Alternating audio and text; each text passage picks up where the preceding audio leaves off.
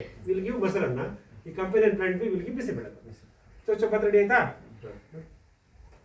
Diversity ಸಿಗ್ತಾ ಸೂಕ್ಷ್ಮಜೀವಿಗಳಿಗೆ ಅಂತ. ಇದೆರಡು ಆಯ್ತಾ? ಆಮೇಲೆ ಈ ಕಡೆ ಇಲ್ಲೊಂದು ಬರ್ತಲ್ಲ, ಯಾವುದು ತೊಗರಿ, ಈಸ್ಟರ್ನ್ ಕಂಪೇನಿಯನ್. ಅದು ಇನ್ನೊಂದೇನ ಕೊಡ್ತಾ?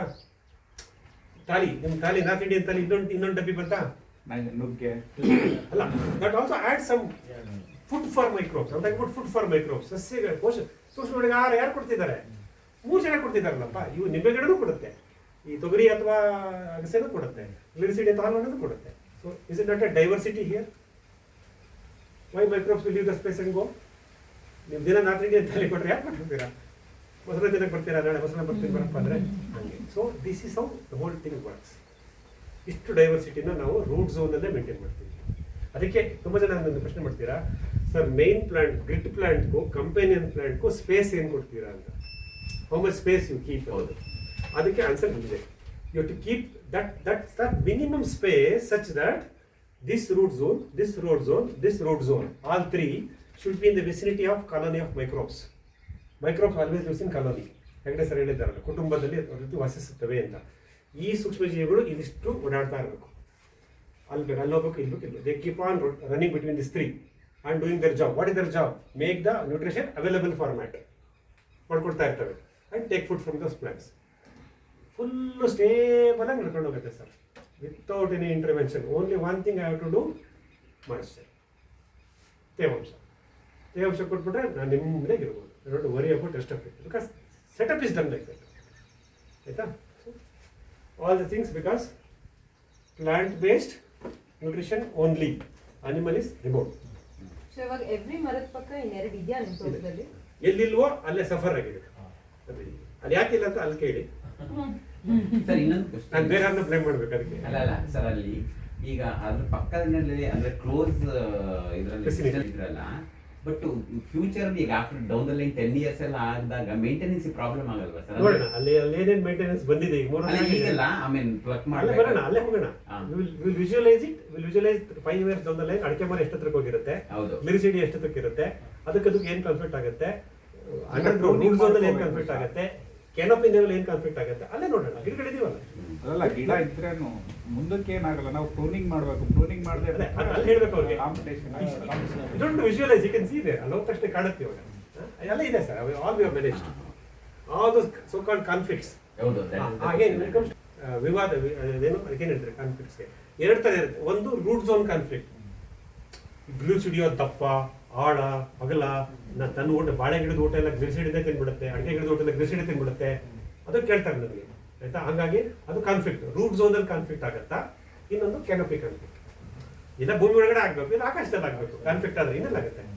ಇಲ್ಲ ಪಕ್ಕದಲ್ಲಿ ಇರ್ತೀವಲ್ಲ, ಪಕ್ಕದಲ್ಲಿ ಆಲ್ರೆಡಿ ಫಿಕ್ಸ್ ಮಾಡ್ಬಿಟ್ಟಿದ್ದೀವಿ. Plants will not move laterally. ಇದು ಮೂವ್ ಇಲ್ಲ, ಪ್ಲಾಂಟ್ಸ್ ಮೂವ್ ಲ್ಯಾಟ್ರಲಿ ಅಷ್ಟೇ. ಅಲ್ಲಿ ಕಾನ್ಫ್ಲಿಕ್ಟ್ ಸಾಧ್ಯತೆ ಇಲ್ಲ. ಅವು ಅಡ್ಜಸ್ಟ್ ಮಾಡ್ಕೊಳ್ಳೇಬೇಕು. Like it they can choose their neighbour, but we can.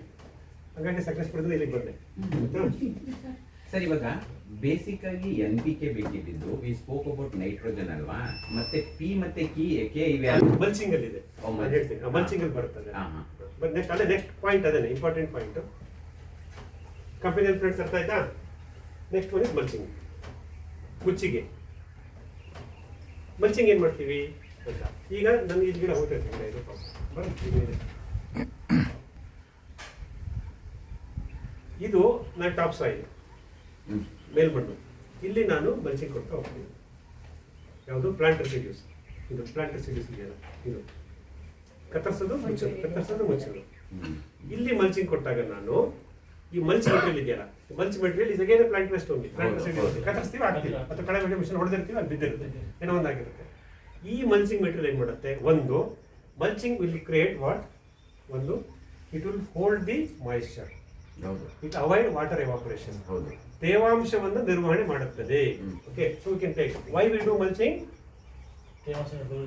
Okay, ಇದು thereby reduces frequency of irrigation and amount of water consumed. ನೀರಿನ ಬಳಕೆ ಕಮ್ಮಿ ಆಗುತ್ತೆ ಮತ್ತು ನೀರಿನ ಉಪಯೋಗಿಸುವುದು ಅದು ಸಹ ಕಮ್ಮಿ ಆಗುತ್ತೆ. ಒಂದು ಬೋರ್ವೆಲ್ಲಲ್ಲಿ 5 ಎಕರೆ ಮಾಡ್ಬೋದಲ್ವಾ? ಇವೆಲ್ಲ ಮಾಡಿರೋದ್ರಿಂದ is are connected to each other. So ಈ ಮಲ್ಚಿಂಗ್ ಕೊಡ್ತೀವಿ. ಒಂದು ತೇವಾಂಶ ನಿರ್ವಹಣೆ ಮಾಡುತ್ತೆ. ಆಮೇಲೆ what this mulching all about? ಈ ನಾವು ಮುಚ್ಚಿಗೆ ಕೊಡುವಂಥ ದ್ರವ್ಯಗಳು ಅಂತ ಕನ್ನಡದಲ್ಲಿ ರೆಸಿಡ್ಯೂಸ್ ದ್ರವ್ಯಗಳು ಯಾವುದು ಅಂತ. ಒಂದು ಗ್ರೀನ್ ಮಲ್ಚಿಂಗ್, ಹಸಿರು ಮುಚ್ಚಿಗೆ, ಇವೆಂಚುಲಿ ಬಿಕಮ್ ಡ್ರೈ. ಕತ್ತರಿಸಿದ ಮೇಲೆ ಅದರಿಂದ ಹಸಿರು ಎಷ್ಟು ಸೇರುತ್ತೆ ಅಷ್ಟಾಗಿ, ಬಟ್ ನಾವು ಕತ್ತರಿಸಿದಾಗ ಅದು ಗ್ರೀನ್ ಆಗಿರುತ್ತೆ ಅಷ್ಟೇ. ಅದಕ್ಕಾಗಿ ಅದನ್ನ ಗ್ರೀನ್ ಮಲ್ಚಿಂಗ್ ಅಂತ ಹೇಳ್ತೀವಿ.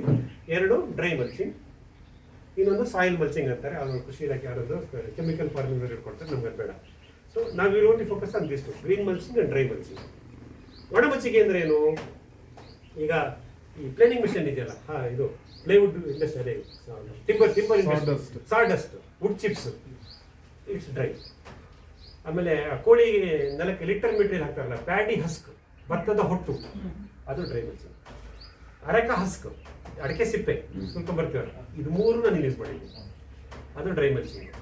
ತೆಂಗಿನ ನಾರಿನ ಪುಡಿ, not cocopeat, coir waste, not cocopeat is different, coir waste is different, ಅದು ಡ್ರೈ ಮಲ್ಚಿಂಗ್. ಇವೆಲ್ಲ naturally available. All are plant residues, may be available at X rupees, may not be as economical at 50 paise, 1 rupee kg, but otherwise, if I have access to, if it is affordable, please get it. If you say ಇಲ್ಲ ನಾನು ಅದನ್ನು ಖರ್ಚು ಮಾಡೋದು, I am zero, forget them. ಹಾಕ್ಲೇಬೇಕು ಅಂತ ಏನಿಲ್ಲ.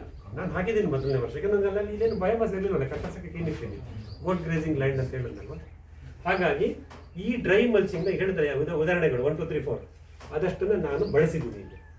All 4 repeat: sawdust, coir waste, areca husk and paddy husk.